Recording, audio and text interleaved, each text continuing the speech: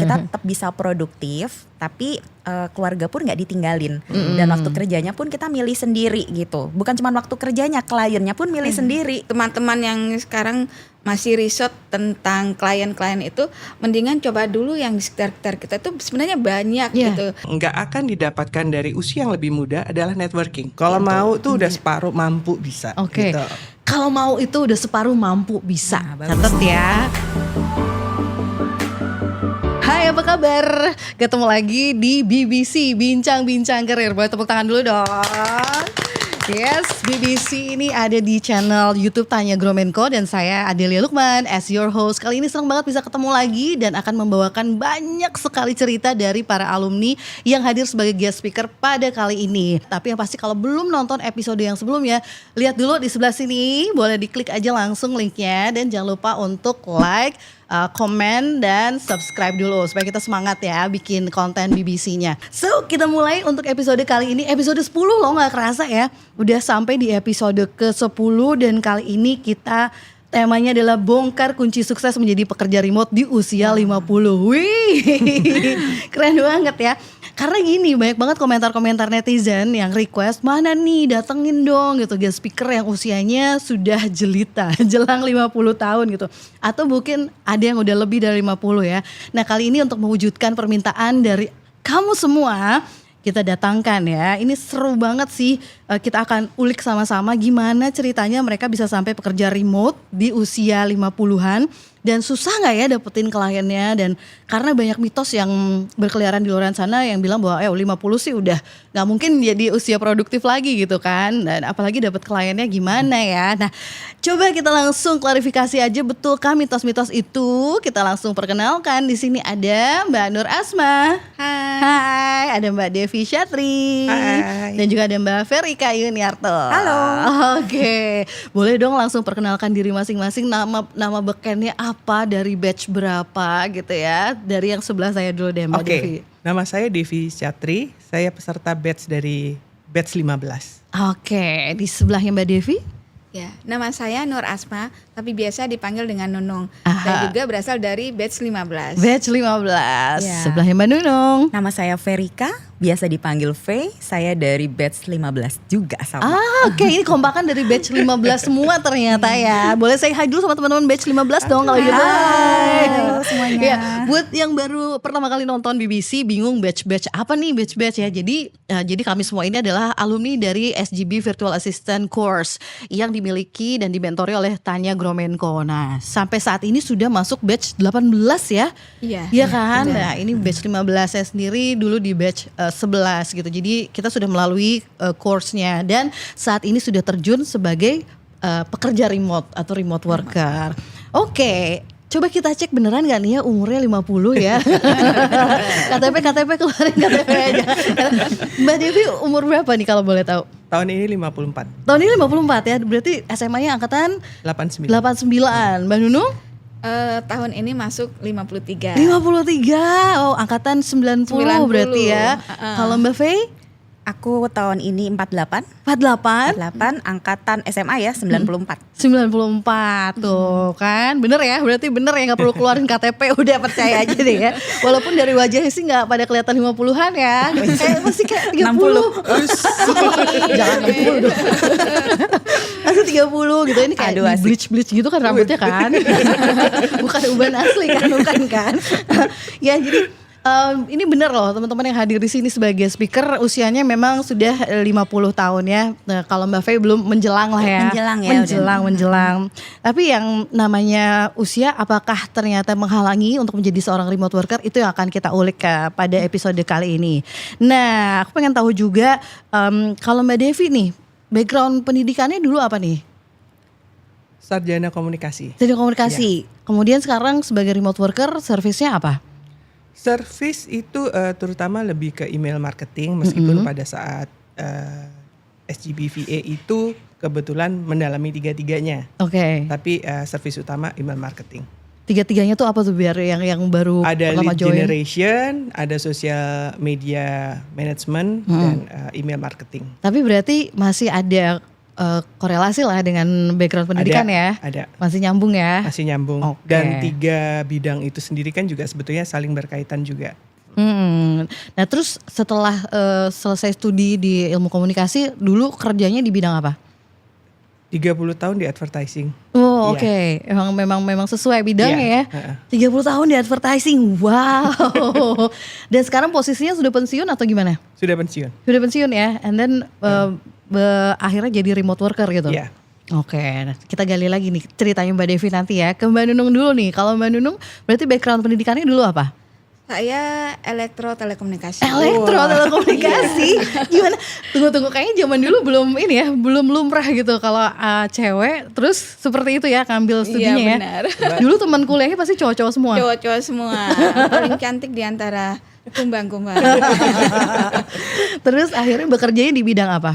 Di bidang telco juga. Jadi di salah satu vendor telekomunikasi di Jakarta. Kebetulan pas habis kuliah langsung mendapatkan panggilan Asik. gitu. Pindah. Jadi asal saya sebenarnya di luar Jakarta gitu, di Sulawesi Selatan, dari oke. Makassar. Nah, kemudian dapat panggilan ke Jakarta sama PT Indosat sih waktu itu. Cuman memang saya pekerjanya memang pindah-pindah karena mau lihat beberapa kesempatan yang lebih bagus. Oke, berarti Iya. sebenarnya unggulan putra daerah gitu ya. Iya. Kemudian datang ke ibu kota untuk mencari nafkah. sesuap. Mencari sesuap berlian ya. Sampai akhirnya ketemu jodoh di Jakarta juga. Benar, jadi sama-sama kerja di perusahaan yang sama. Asik. Berarti ini dong cinlok. Enggak juga sih, saya udah keluar. Waktu itu saya dapat pekerjaan di luar di US waktu itu untuk perusahaan Motorola. Kemudian ternyata ada tersisa waktu kita kerja gitu kan ya.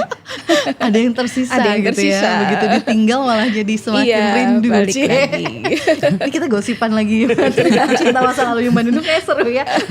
Kalau Mbak Fei dulu apa background pendidikan? Backgroundnya sekretaris Sekretaris. Ya, Kemudian terus- lamanya bekerja di di berbagai bidang sebenarnya. Jadi sekretarisnya sendiri itu paling cuma beberapa tahun ya, 3 tahun, 4 tahun begitu. Sisanya itu saya lebih mendalam itu di area marketing, Oke. sales, dan lebih ke operations ya gitu. Jadi sekretaris tuh hanya sebagai pintunya aja. Sesudah itu mulai merambah ke departemen-departemen yang lain. Jadi gampang penasaran gitu loh orangnya loh. Kalau begitu udah dikasih kesempatan buat nyoba ini, nyoba itu, kok betah. Ujung-ujungnya akhirnya lebih lama di area sales, marketing, operations, sudah larinya di situ aja Di terus. situ ya, di situ Iya. ternyata memang minatnya di situ kayaknya Minatnya di ya. situ gitu. Aha. Minatnya mencok-mencok sebenarnya ya. Menclok ya. Senangnya menclok. Dan berarti berapa tahun itu berkiprah di dunia kerja tuh?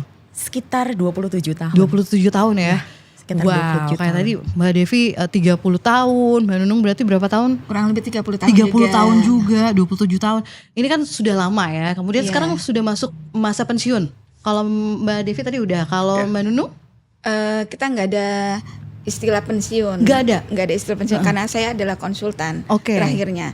Jadi karena saya memutuskan waktu itu tidak menjadi employee tetap gitu kan. Jadi saya memilih untuk konsultan untuk mencoba challenge yang baru. Asik, coba challenge baru. Kalau Iya. kayak Mbak Fei juga belum pensiun ya? Jadinya pensiun muda ya. Pensiun dini ya? Ya, pensiun dini karena sebenarnya saya masih ngantor. Terakhiran itu persis sebelum saya masuk ke SGBVA, Aha. itu saya masih kerja. Oh, Sebenarnya, iya. Terus saya memutuskan untuk resign. Pilihan pertama ya ikut di SGBVA. Nah oke, berarti keputusan resign itu datang justru sebelum ikutan course ya, sebelum memutuskan untuk jadi remote worker, atau Ya. udah ada niat makanya ikut course ini gitu?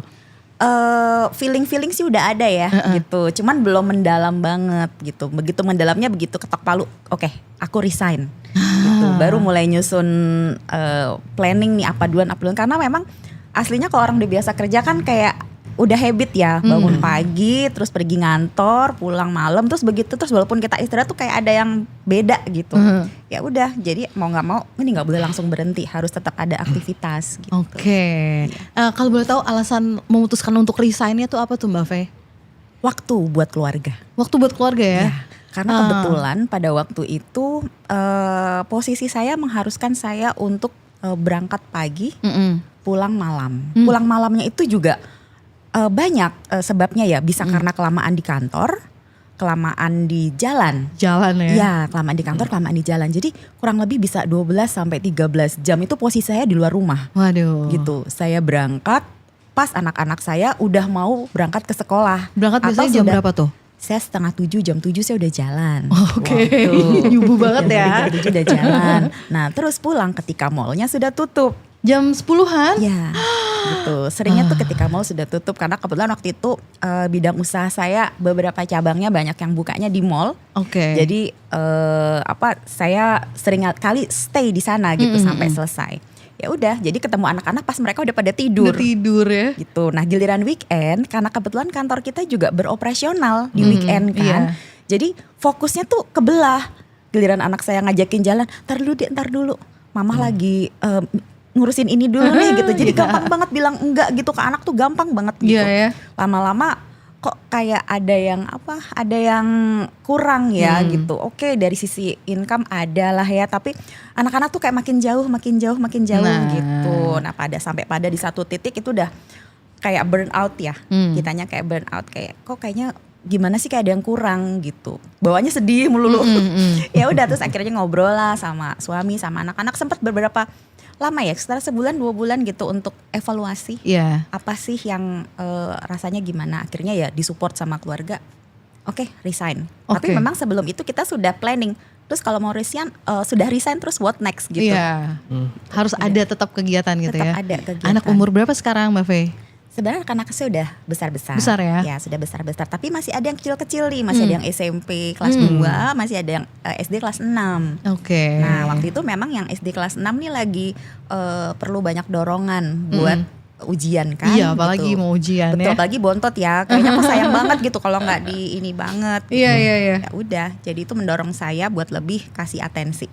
Betul, ini aku rasa banyak yang relate ya, ibu-ibu di luar sana yang juga merasakan gitu, wah awal-awal berkarir sih enjoy aja gitu, sering kali kita menolak anak, enggak maaf ya mama masih sibuk gitu ya, tapi Iya. begitu lihat anaknya kok malah menjauh gitu, malah deketnya malah sama bapaknya, apalagi waduh sakit hati banget ya, wah ini ada yang harus dibenerin. Kalau Mbak Nunung ngalamin gak sih sama anak-anak seperti itu? Ya ngalamin sih hampir sama dengan Mbak V gitu kan.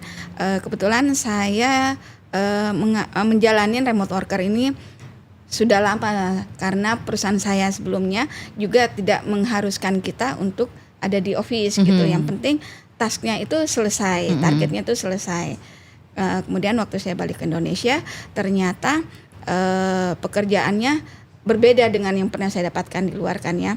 Full, saya punya rumah sebenarnya ada di Bekasi, berangkat ke Jakarta, berangkat jam 4:30, pulang jam 8 atau jam 10 gitu kan ya. Itu sebenarnya memang perhatian untuk anak-anak itu jadi Berkurang ya. Jadi akhirnya saya melihat seperti ini, saya memutuskan saya harus merubah nih supaya tujuan saya yang memfokuskan untuk peningkatan pendidikan anak-anak itu harus berjalan juga. Akhirnya saya memutuskan untuk tinggal di Jakarta gitu kan. Jadi rumah tetap di Bekasi. Saya juga bertempat tinggal di Jakarta. Nah, di Jakarta saya tidak melepaskan juga begitu saja anak saya. Jadi saya ikut kegiatan-kegiatan anak saya juga yang ada di sekolah. Saya merupakan bagian dari komite sekolah anak-anak saya sehingga saya dapat melihat perkembangannya, kebutuhannya. Jadi selain bekerja, saya juga masih memonitor kebutuhan anak-anak. Nah, seperti kalau itu. kita jadi remote worker kan enaknya gitu ya, Iya. bisa sambil aktif juga. Betul loh, guys, yang aku alamin adalah kurang bisa involve di acara-acara sekolah anak-anak. Itu sedih Iya. banget ya. Sementara di grup di WhatsApp tuh ibu-ibu pada yang akrab gitu, kenal Iya. gitu ya, hafal. Aku sampai sekarang kadang masih ada yang belum hafal loh nama orang tua. Kita isinya sorry aja ya, sorry ya nggak bisa ikutan, maaf ya Iya, ada iya. meeting, maaf nggak Iya. bisa izin gitu ya. Seringnya kayak gitu ya. Oke, berarti kalau Mbak Faye tadi alasan resignnya karena ingin dekat dengan keluarga, dengan anak gitu ya. Kalau kayak Mbak Nunung juga pernah mengalami, bahkan Mbak Nunung nih sampai pindah planet ya gitu kan, dari pindah planet dari Bekasi ke Jakarta gitu kan. Kalau Mbak Devi gimana? Ngalamin sesuatu gejolak di keluarga gak sih sebelum resign gitu? Sebetulnya tuh karena kebetulan saya nggak berumah tangga ya, mungkin hidup saya lebih simpel dibandingkan dua ibu ini ya. Tapi memang di satu titik tuh saya mikir mungkin saya tetap harus cari nafkah, makanya saya ikut SGB VA ini. Tapi saya lebih ada waktu untuk menikmati hidup gitu loh. Karena di satu titiknya kayaknya hidup kok abis di jalan aja ya, berangkat pagi pulang malam. Apalagi kalau saya di advertising masih ngalamin yang syuting yang sampai besokannya tuh masih syuting gitu ya. Terus pagi mesti meeting ketemu klien gitu. Satu titik hidup cuman sekali kok, kita kapan lagi bisa menikmati hidup gitu kalau nggak sekarang gitu. Bener banget ya. Kapan betul menikmatinya Bu Ibu, kerja keras terus nih kita. Iya. Oke, nah sekarang kita gali lagi nih, apa yang menjadikan mereka yakin mantap jadi seorang remote worker gitu ya. Mbak Devi sudah selesai dari dunia advertising dan ingin menikmati hidup, tapi kok jadi remote worker lagi sih? Itu kan sebenarnya masih kerja-kerja juga gitu ya. Jadi waktu saya selesai kerja itu di Februari 2023, saya tuh pingin ngerjain sesuatu yang saya menikmati, tapi dulu itu tidak mungkin karena saya masih terikat dengan perusahaan yang lama. Jadi sesudah saya nggak kerja itu, pertama saya ikut meditasi kesehatan dulu di Bali gitu ya. Paling nggak tuh udah bisa self healing gitu kayak gitu. Terus karena saya suka nulis, saya nulis novel sampai udah publish gitu. Dan sudah itu saya bingung, saya ngapain lagi ya gitu. Dan itu ada momen yang di IG saya keluarlah itu Ibu Tanya Gromenko dengan SGBVA. Dan saya percaya itu bukan suatu kebetulan ya, karena waktu saya dalam hati saya nanya, saya ngapain lagi ya abis ini? Saya mungkin ada momen saya udah start harus cari uang lagi gitu. Nah itu momen yang kok 3 kali pertanyaan di kepala itu dijawab dengan IG Ibu Tanya Gromenko itu muncul sampai di titik yang ikutilah webinar gratis gitu. Terus saya pikir nothing tulus gitu ya, coba aja gitu kita dengerin gitu. Kalau kita merasa tertarik ya kita kerjain, enggak ya nggak usah gitu. Kita bisa move on untuk hal yang lain. Ya udah dari situ ikut kursus 5 minggu dan dari situ ya udah akhirnya sampai sekarang. Sampai sekarang ya. Berarti dari Januari sampai sekarang. Januari kebetulan saya dapat klien pertama saya tuh 1 bulan sesudah saya selesai kursus. Oke, tuh ya berarti kan sudah menjalani beberapa bulan ini, gimana bisa menikmati hidup? Bisa menikmati hidup. Kegembiraan paling sederhana adalah bisa tidur siang. Asik. Iya kan? Kalau kita di kantor yang full time mau tidur siang gimana? Itu mewah banget sih. Itu mewah banget ya. Gak semua orang bisa. Iya kan? Mending kalau di office-nya tuh selain ada pantry ada ruangan buat apa? Kalau dulu kan di ruang sholat mungkin ya. Sholat gitu. Lama gitu, kayak zikirnya lama gitu ya. Padahal bobo. Zikirnya udah mulai rebahan gitu. Iya, jadi satu kemewahan yang dapat dinikmati sekarang adalah bisa tidur siang ya. Benar-benar privilege banget gitu. Kalau Mbak Nunung gimana? Apa yang memutuskan untuk jadi remote worker nih? Kan udah sibuk sebagai konsultan juga sebenarnya gitu kan? Kalau saya sih remote worker itu bisa kerja di mana-mana, itu bisa membantu orang-orang juga. Jadi sebenarnya saya juga ikut dalam beberapa organisasi non-profit, ada di Yayasan Sekolahku 3 Teladan, ada di Ikatan Wanita Sulawesi Selatan, kemudian saya juga aktif di komite sekolah anak saya. Jadi itu lebih fleksibel kita mengatur waktunya. Bisa juga memilih klien sesuai dengan kebutuhan kita. Jadi kita tidak terpush dengan seperti yang biasa kita lakukan. Harus kerja dari jam 8 sampai jam 5 gitu kan ya. Tidak ada bos yang harus memberikan pekerjaan, kemudian kalau dia tidak satisfied dengan pekerjaan kita, kemudian dia absen gitu. Secara direct itu kan biasanya membuat mental kita jadi nggak nyaman ya. Nah kalau ini kan ya kita bisa kelihatan mukanya gitu. Gak apa-apa gitu kan, kita menerima takkan bisa kita jauhkan gitu kan. Oh iya, kita tinggal cepat merevisi apa pekerjaan kita, kemudian setelah kita submit gitu kan, mereka pasti juga menerima ya, happy gitu. Jadi berbeda, jadi lebih enakan remote worker sih sebenarnya. Oke. Jadi sekarang dijalani dua-duanya double gitu ya. Oke. Kalau Mbak Fe gimana nih? Apa yang memutuskan tadi kan selesai nih akhirnya resign. Nah kemudian nemu SGBVA-nya gimana tuh?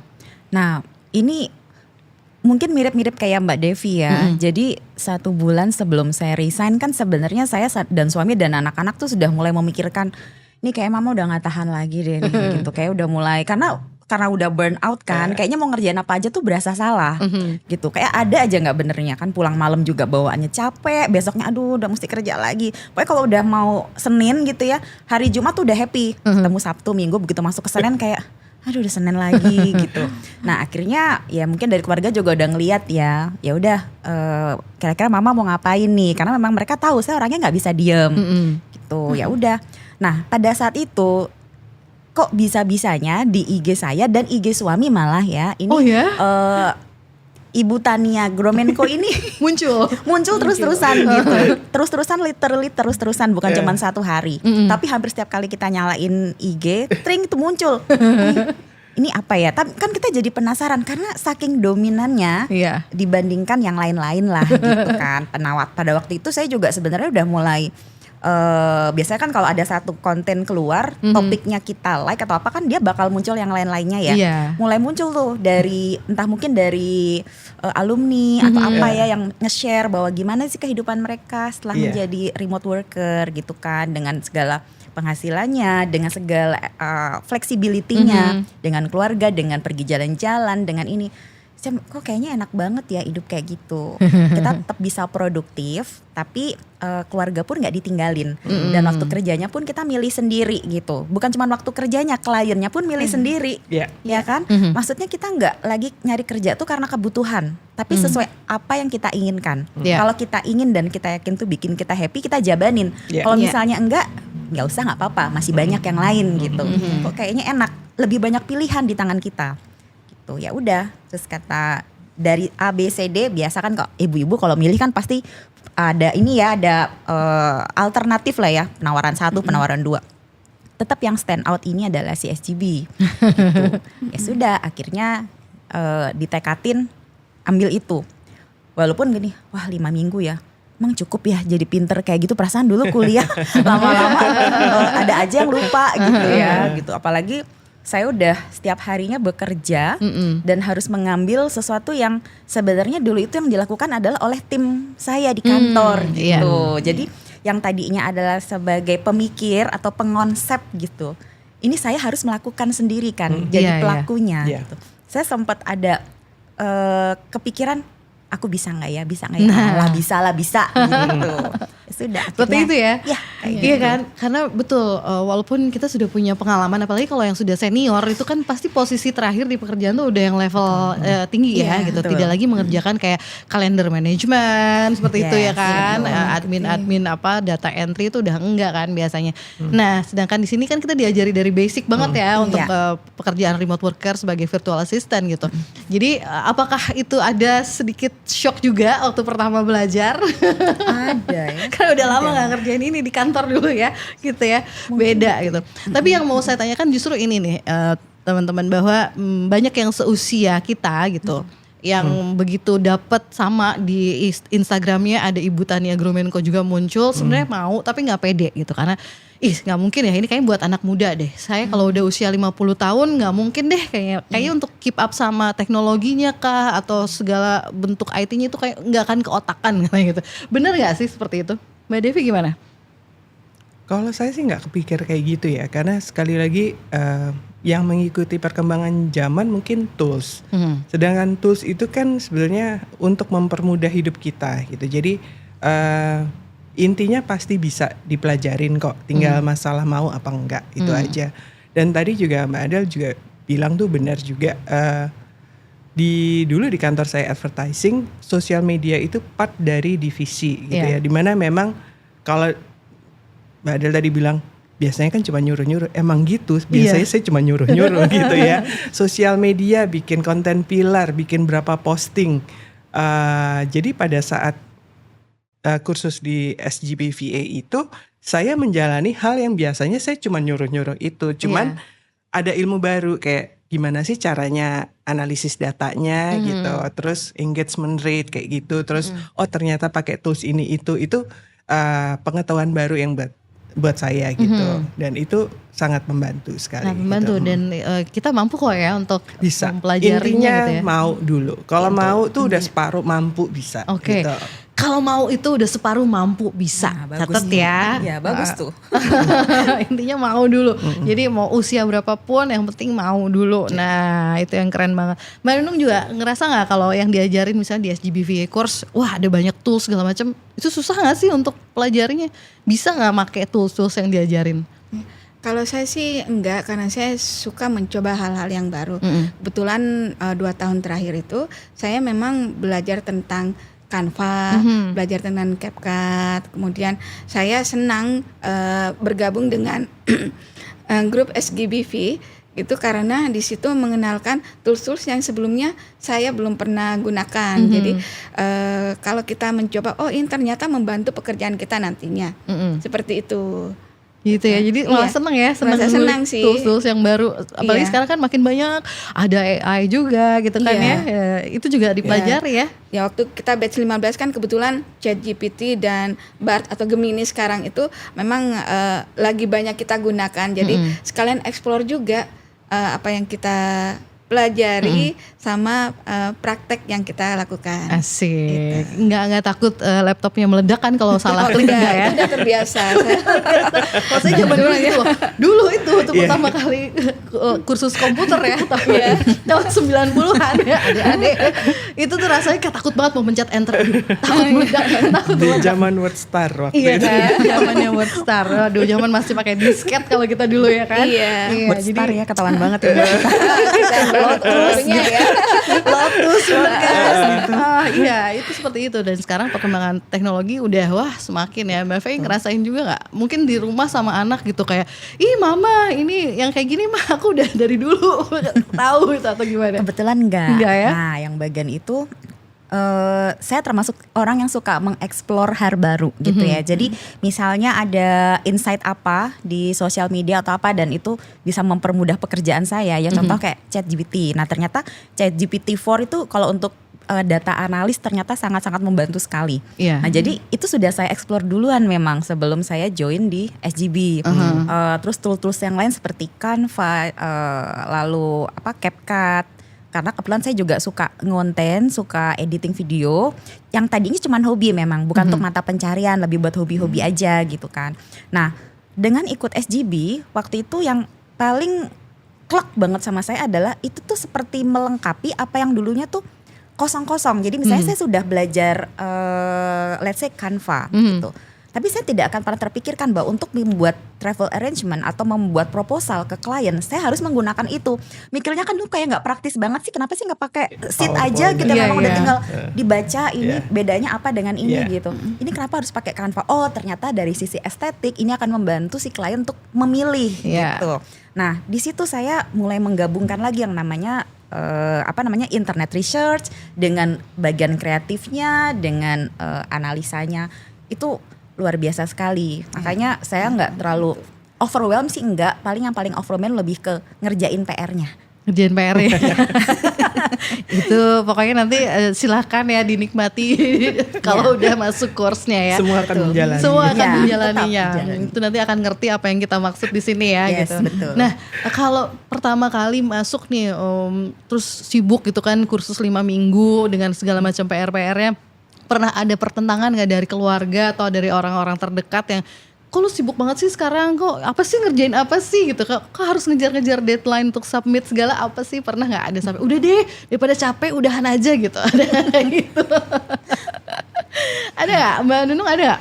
Kalau dari keluarga sih udah terbiasa ya. Terbiasa. Karena memang pekerjaan saya sebagai operation di salah satu perusahaan telco memang pekerjaan seperti itu 24 jam 7 hari biasanya juga saya lakukan. Tapi yang komplain biasanya teman-teman ya, karena waktu itu saya mengerjakan internet search ya, membuat schedule seorang dokter yang mempunyai appointment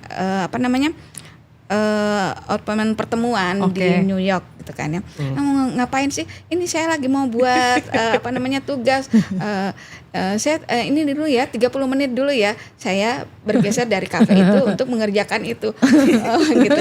Tapi di situ saya memperkenalkan bahwa inilah enaknya bekerja sebagai remote worker gitu. Dimanapun kita bisa sambil melakukan. kongko masih tetap bisa bawa. Dan salah satu teman saya akhirnya join waktu gitu. itu karena dia excited melihat saya melakukan pekerjaan itu. Oke. Mbak Fei aman ya, aman. Aman. Kalau di rumah ada meja kerja sendiri nggak Mbak Devi? Ada ruang kerja khusus nggak ini? Meja makan, cuman Meja ya makan. itu di meja makan, cuman karena kebetulan saya miara kucing tuh, kalau lagi call suka kadang-kadang tato ada Muncul. makhluk berbulu lewat di depan screen. Kalau Mbak Fei meja kerja ada di rumah? Meja belajar anak-anak. Meja belajar anak-anak. Ini ya saya sita gitu. Jadi memang bahkan sampai sekarang sejak saya stay di rumah itu mulai dari melek mata sampai anak-anak tidur mereka akhirnya nggak pernah belajar di Meja meja belajar. belajarnya. Jadi mereka yang ngegeser ke karpet, Dijajah. saya yang pakai meja belajar. Ya ampun, Mama beli meja sendiri dong. Kalau Mbak Nunung buat kafe tuh kafe ya berarti kerjanya ya asik. Bisa kafe, bisa di rumah, bisa di living room, pokoknya di mana aja. Di mana aja. Ketika ada request untuk melakukan atau menyelesaikan tas itu, ya kita bisa langsung buka laptop. Di kamar sambil selimutan, kamar bisa, nyandar dikit gitu. langsung merem. Iya. Yang penting internet stabil gitu kan. Kemudian laptopnya ready, kita bisa melakukan Iya. semuanya. Cie. Oke, kalau kita kembali lagi nostalgia di masa-masa kita menjalani kursus di SGBVA course gitu ya. Selain tadi PR, ada lagi nggak sih yang kerasa kayak jadi susah banget ya ini gitu waktu dijalani apa? Apakah karena studennya banyak, mau kenalan sama satu sama lain kayak gimana nih caranya gitu? Atau mungkin mau ngobrol sama Tanianya susah, pernah gak ngalamin kayak gitu-gitu? Saya enggak sih, kebetulan SE-nya juga suportif. Jadi ketika kita punya pertanyaan, karena kan saya mengambil niche yang baru SMM, dan kebetulan SE saya seorang ahli di bidang SMM. Jadi ketika saya menanyakan sesuatu yang saya tidak ketahui dan perlu explore, dia sangat membantu. Gitu. Jadi asik-asik aja ya? Asik-asik aja sih. Mbak Devi ngalamin apa gak? Ada yang unik-unik gitu, antik-antik selama menjalani 5 minggu course? Kebetulan SE saya juga sangat suportif, meskipun memang bidangnya SMM, tapi nggak menutup kemungkinan saya belajar bidang yang lain juga. Sangat membantu menjawab hampir di setiap hari gitu ya, meskipun saya tahu juga di weekend atau after working hours juga sebaiknya jangan terlalu ganggu gitu ya. Dan juga kalau sampai dia nggak tahu jawabannya pun itu akan ditanyakan ke SE yang lain juga gitu. Jadi SE ini adalah Students Advisor ya. Jadi untuk kita yang kursus di SGBVA itu nanti dapat kelompok-kelompok yang diasuh sama seorang SE gitu ya, Student Advisor. Dimana kita bisa nanya-nanya. Kalau saya sih dulu cerewet banget, nanya lagi sampai SE saya bilang, Adele, just trust the process katanya gitu ya. Kayak nggak sabaran banget pengen cepet-cepet dapat klien gitu kan. SE ku akhirnya ngomong seperti itu, just trust the process gitu.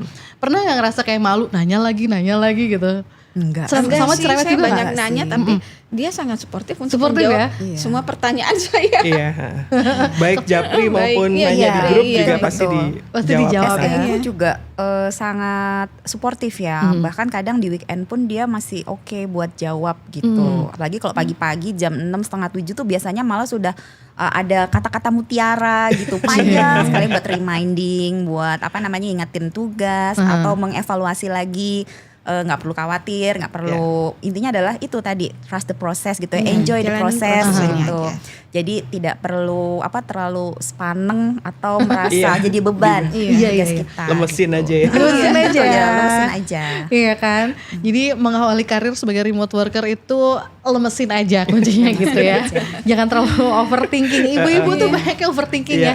Bisakah saya secure klien? Ini kursusnya juga belum beres gitu ya. Iya. Belum apa-apa udah Iya. bisakah saya balik modal gitu. Belum apa-apa udah mikirnya kayak gitu. Nah, tapi untungnya berarti komunitasnya juga suportif ya. Kalau Iya, sama sangat. teman-teman di small group gimana? Akrab nggak sih? Masih sering ngobrol nggak sampai sekarang? Mbak Devi masih ada? Sering. Dan bagusnya juga grup-grup itu kan ada yang berdasarkan lokasi tempat tinggal, domisili, ada yang berdasarkan service juga, ada yang berdasarkan batch gitu. Jadi Iya. itu udah, dan ada yang sesama alumni tapi beda Iya, batch juga betul. gitu ya. Iya. Jadi itu sangat suportif banget gitu. Pernah dapat tawaran pekerjaan dari sama alumni mungkin? Bisa jadi gitu. Bisa jadi. Bisa ya. jadi ya. Dan dapat insight juga terkait tool-tool yang baru, kemudian how to operate the tools dari teman-teman SGB juga, Jadi dari kalau grup-grup misalnya alumni. ada yang nggak tahu, tinggal lempar pertanyaan aja di Iya. grup gitu ya, pasti banyak yang jawab kan. Banyak yang jawab. Enak sih. Enak Iya. ya, enak sama temen ya. Iya. Walaupun temennya kebanyakan yang masih pada berondong-berondong. Oh iya, lebih enak lagi ya. Mereka nggak Merasa tahu kita kembali umur berapa muda kok. gitu ya. Itu dia ya. Kan kayak di misalnya di Telegram kita atau di WhatsApp kita kan nggak ditulis umur ya. Iya, gitu benar. kan. Kalau kayak DP atau profile picture bisa pakai AI, bisa di smoothin lah jadi kayak lebih muda. Yang fotonya jauh banget. Ya intinya adalah kita bisa berbaur dengan enak aja gitu ya. Karena kan peserta atau si studentsnya juga beragam banget ya. Usianya juga ada yang fresh graduate, ada yang seumuran kita ini kayaknya jarang atau banyak sih? Ada nggak sih? beberapa sih. Ada ya, Ada tapi ya. Kita ada ya. nih siapa nih? Kita siapa nih? Kita sini nih. Begitu udah pakai kita langsung lihat kita siapa. Pokoknya kelahirannya masih di tahun 70-an lah. Oh, ya kan? oke. Ya kan? Ada lah ya, masih banyak juga ya. Ada Lumayan banyak ya. Banyak. Jadi ngerasa punya teman seperjuangan yang dimana usia itu bukan masalah gitu ya untuk Kita untuk tidak memulai pernah karir. merasa tua. Asik. Umur kan cuman angka toh katanya. Enggak sih, enggak Enggak ngaruh ya? ke Dan siapa kacamata. juga, iya. Umur cuma angka dan kacamata. Bener banget. Ini juga saya dari tadi lihat ini gimana. Deketin, jauhin, deketin. Gitu banget ya. Oke. Kita belum ngomongin sejauh ini udah punya berapa klien nih? Kalau Mbak Devi berapa klien? Saat ini dua. Dua. Itu dari mana, lokal atau dari ada yang overseas? Overseas 1, dalam negeri 1. Oke, berarti di bidang servisnya tadi ya, email marketing itu. Cita-citanya email marketing, tapi ternyata dapatnya beda lagi. Dapatnya apa? Dapatnya itu lebih ke mungkin base-nya internet research justru. Karena klien saya tuh yang satu justru B2B, business to business. Dan bisnisnya dia tuh lebih ke fuel dan lubricants, oli gitu. Dan itu sebetulnya opportunity buat saya karena saya lihat tuh kebetulan kan pakai platformnya Upwork. Wanti-wanti Ibu Tania itu bilang kalau udah di atas 10 atau 15 proposal lupakan Iya, gitu ya. iya. Dan itu tuh sekedipan tuh bisa tuh yang tadi mana ya komputer saya itu Iya, bisa tiba-tiba begitu udah- ngeliatin loh kok tahu udah 10, tahu udah 20 gitu ya. Jadi justru harus pintar-pintar lihat peluang yang kira-kira orang nggak terlalu bisa atau nggak terlalu ngelirik dan salah satunya itu B2B gitu.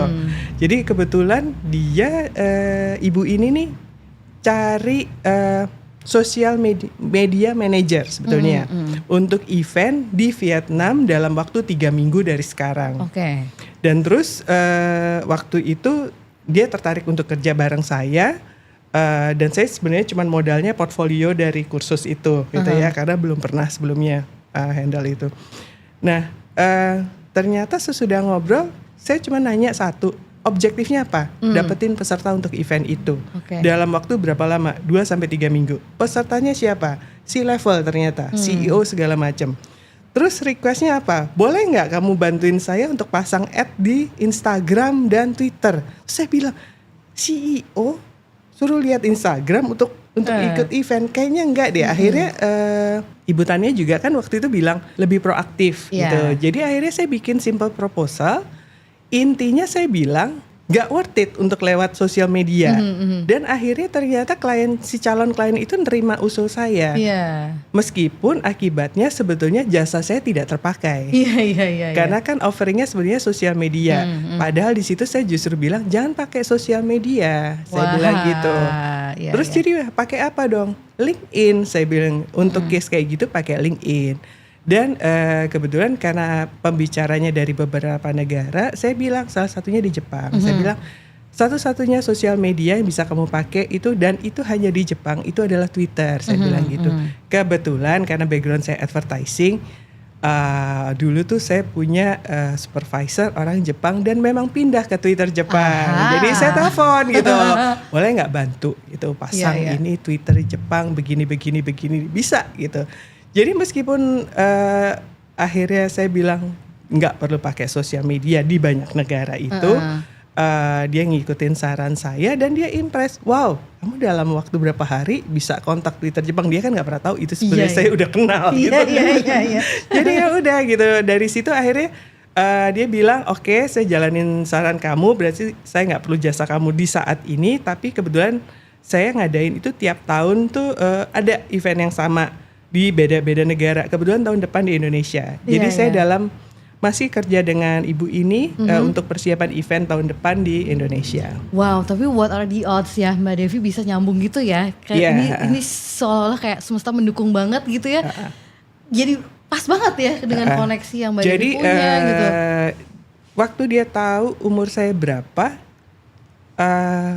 dia lihat justru peluang baik bekerja dengan saya karena dia bilang umur yang umur sudah cukup lanjut dan kebetulan saya kerja di advertising sekian lama, yang dia kejar dan dia bilang nggak akan didapatkan dari usia yang lebih muda adalah networking. Nah, gitu. betul. Jadi saya menggunakan networking saya yang lama gitu dan itu bisa efektif gitu. Hey, catat ini salah satu keunggulan remote worker dengan usia yang matang ya adalah sudah punya networking yang banyak. Itu berguna sekali untuk jadi value yang kita tawarkan ke klien. Wih. Dan mungkin juga satu tips juga, kalau kita tuh umurnya udah lanjut, mungkin kita tidak lebih pintar dari yang muda-muda. Kita mengalami sesuatu lebih dulu. Dan itu yang ngasih kita pengalaman gitu, tanpa perlu mungkin yang muda-muda lebih cepat, lebih gesit gitu ya, tapi banyak hal yang belum sempat mereka alami. Iya. Sementara kita udah pengalaman dan wisdomnya itu. Iya kan. Nih buat tangan dulu. Ini aku take notes banget. Jadi membuat aku yang akan segera masuk usia ini tuh. Jadi ini benar banget ya. Jadi seperti itulah gitu yang jadi modal seorang remote worker di usia 50 tahun. Jadi usia nggak masalah. Justru ini adalah satu keunggulan ya yang kita miliki ya. Mbak Nunung dari tadi kayak manggut karena ya benar terpesona dengan wisdomannya ini loh, dengan wisdomannya. Mbak Nunung berapa klien sekarang yang di-handle? Total sebenarnya 7, tapi 2 itu saya reject karena berbeda waktu gitu. Pindahin aja ke sini. Bagi-bagi sini. Berbeda waktu. Jadi saya fokus aja. Sekarang yang aktif adalah 3. Oke. Yang 2 itu cuman beberapa bulan aja udah lewat. Kemudian sekarang saya memaintain 3 klien ini. Yang satunya ingin menaikkan brandingnya. Kebetulan saya bekerja sama dengan perusahaan, bukan perusahaan sih, satu produk UMKM yang ingin menjadikan produknya itu jadi ciri khas di suatu area. Seperti itu. Itu keren banget tuh. Jadi memang niche-nya di UMKM ya, untuk small business. Iya, small business gitu. Terus bagi teman-teman yang sekarang masih riset tentang klien-klien itu, mendingan coba dulu yang di sekitar kita itu sebenarnya banyak gitu yang membutuhkan solusi dari apa yang mereka sebenarnya bisa lakukan tapi tidak memungkinkan dan bisa kita bantu. Seperti itu. Jadi nggak usah nyari-nyari dulu yang dari luar negeri deh gitu ya. Sekitar kita juga masih banyak banget bisa jadi gitu. klien ya. Jadi untuk yang sering bertanya cara cari kliennya gimana, dapat kliennya di mana gitu ya. Lihat dari sekitar dulu apa ini saya senang banget yang Mbak Nunung bilang tadi, solusi apa yang bisa kita tawarkan, kita kasih gitu ya. Jadi bukan nyari klien buat nyari uang dulu, bukan ya. Tapi justru kita bisa bantu apa nih, itu dulu ya. Itu jiwa sosialnya itu yang akhirnya menghasilkan fulus. Mantap. Mbak Faye berapa klien? 13. Hah? 13 itu gimana ceritanya? Gimana? Sedikit mirip sama Mbak Nunung sebenarnya. Jadi kita mulai dari sekitar kita dulu gitu. Awalnya dari obrolan yang nggak kita sengaja sebenarnya antara ibu-ibu, antara tetangga gitu ya. Nah ternyata karena saya udah mulai di rumah, saya mulai aktif dong dengan kegiatan-kegiatan di sekitar lingkungan rumah saya kayak PKK, kayak nah kenalan lah saya dengan orang Jakpreneur gitu, orang Jakpreneur. Terus kebetulan saya tinggal di Kelapa Gading gitu. Nah beberapa teman-teman atau tetangga saya itu memiliki usaha catering gitu. Jadi ceritanya ngobrol dulu nih kan, saya tanya biasa masukin kemana Mbak gitu kan. Oh saya pegang departemen A. Oh saya handle gedung B. Oh gitu. Emang biasanya pakai apa nawar-nawarinnya? Ya enggak, dari mulut ke mulut aja gitu. Nanti ada yang bawa ini saya kasih tahu harganya berapa. Oh gitu, nggak ada Instagramnya? Oh nggak ada. Kalau misalnya saya mau bantu masukin ke kantor ini bisa nggak? Bisa. Boleh aku minta katalognya? Nggak punya. Nah di situ peluang kan, Iya, peluang. iya. Tapi memang balik lagi, the more we give, the more we get. Jadi saya nggak bisa sodorkan red card dong ke orang-orang ini, karena mereka pasti takut deketin kita kalau kita langsung sodorin buku menu servis kita apa. Jadi yang saya lakukan adalah saya ketemu sama dia, saya ngobrol, terus saya kasih tahu, mau nggak aku bantuin bikinin profile Instagram, mau nggak saya bantuin bikin katalog menu gitu. Jadi nanti kalau kita mau masukin ke departemen A, departemen B, udah cakep nih ngasih proposalnya, oh boleh, tapi saya ngasih berapa mbak, aku bayar berapa? Nah, Gak usah mikirin itu dulu lah, yang penting jadi dulu. Jadi yang penting mereka satisfied dulu yang ya. penting mereka secure sama kita, atau saya mensecurekan akun saya ini gitu kan. Ya udah, jadi akhirnya oh iya boleh gitu. Tapi memang begitu udah jadi, mbak aku bantu ya masukin ini ke departemen-departemen yang aku kenal. Nanti dari sini boleh nggak aku dapat 5% sampai 10%-nya aja. Oke, jadi commission based ya. Yes, commission based. Jadi kenapa saya punya klien sampai 13? Karena saya melakukan hal yang sama. Gitu. Oke. Jadi saya nggak ngelihat saya nggak pasang patokan harus klien tuh harus besar atau per jam gitu, tidak. Saya main volume. Oke. Gitu, saya main volume ya. Gitu, dapatnya mungkin seciprit tapi banyak dalam satu bulan gitu. Jadi ada yang catering tuh sekarang saya pegang 4. Wah. Gitu, saya pegang 4. Abis acara halal bihalal kenalan lah sama ibu cateringnya gitu. Terus akhirnya saya kasih tahu lagi, Bu mau nggak Bu saya bantuin, saya kenal sama orang di departemen A, saya kenal sama orang ini gitu. Oh boleh Kak gitu, boleh nggak aku masukin ke gedung. Nah gedungnya ternyata masih membuka nih, misalnya kak aku punya catering di daerah rumahku enak juga loh, dia biasa dipakai ini, boleh nggak aku daftarin lagi makin catering berkembang ini. ya. Jadi gitu caranya. Nah akhirnya yang punya gedung bilang lagi, mbak sebenarnya gedung ini kita punya fasilitas ruangan pantry dengan oven, dengan alat-alat masak yang sangat up to date gitu, bisa dipakai buat kursusan orang-orang yang punya bakat baking tapi nggak punya dapur gitu. Oh boleh, gimana caranya, boleh nggak aku foto, boleh nggak aku capture fasilitas, boleh. Nanti cara kerjasamanya gimana? Oh nanti tinggal nego saja gitu. Pokoknya yang penting bawa nama gedung kita. Keren banget ini caranya. Jadi nih. seperti itu, benar-benar nggak pakai jalur konvensional ya, kayak misalnya VA atau remote worker kan biasanya tarifnya per jam sekian, sekian. Enggak, itu urusan belakang. Yang penting dia percaya dulu nih kalau saya bisa bantu ini yang dia nggak kerjain selama ini. Gitu saya. Jadi kalau mungkin di digital marketing istilahnya itu funneling ya. Jadi saya gali dulu atau banyakin dulu orang berminat sama servis saya. Gitu. Nanti yang mau bayar urusannya belakangan. Nah, seperti itu. Jadi itu yang saya lakukan. Jadi sekarang saya ini ada pegang catering, saya ada pegang pengadaan mulai dari alat audio visual kayak video wall, lalu smartboard, interaktif flat panel seperti itu. Nah itu kan hubungannya berarti dengan sekolahan-sekolahan, dengan gedung-gedung. Nah itu udah beda lagi ketemunya, ngobrolnya udah bukan cuman masuk ke departemen tapi deketin saudara, tiba-tiba halal bilang, Kak sekarang aktif di dinasnya di mana? Gitu. Oh gitu. Oke, aku punya barang ini, boleh nggak aku masukin ini? Gitu. Aku ada katalog produk nah kayak gini. Tiba-tiba udah muncul lagi 2, 3. Jadi literally 13 klien saya itu dari circle terdekat. Dari friends, dari temennya saudara, dari saudara, itu semua. Tapi itu nggak mempengaruhi hubungan kami ya sebagai pertemanan atau persaudaraan karena murni bisnis. Oke. Gitu, kayak gitu. Ini keren banget ya. Jadi kalau tadi Mbak Devi dari platform job online gitu kan, dari Upwork. Kalau kayak Mbak Nunung itu dari semangat membangun lingkungan sekitar, membangun UMKM gitu, memberikan solusi. Kalau kayak Mbak Faye itu dari banyak ngobrol dan terus menggali ini ya network ya gitu kan. Intinya seperti itu. Jadi untuk yang masih bingung gimana cari klien ya ini gitu ya, strategi yang bisa dilakukan tuh banyak sekali gitu. Dan di SGBVA course memang kita diberikan juga wawasan bahwa banyak cara, mulai dari mengenalkan diri ke lingkungan terdekat sampai ke job platform, sampai ke reach out lewat Instagram, LinkedIn ya. Jadi banyak sekali caranya. Dan juga bisa berjejaring di sesama alumni. Dan kita kan alumni sekarang berarti udah 8 ribuan lebih ya. Itu modal sekali, bener gak sih? Bisa banget untuk kita terus menggali potensi dari situ gitu.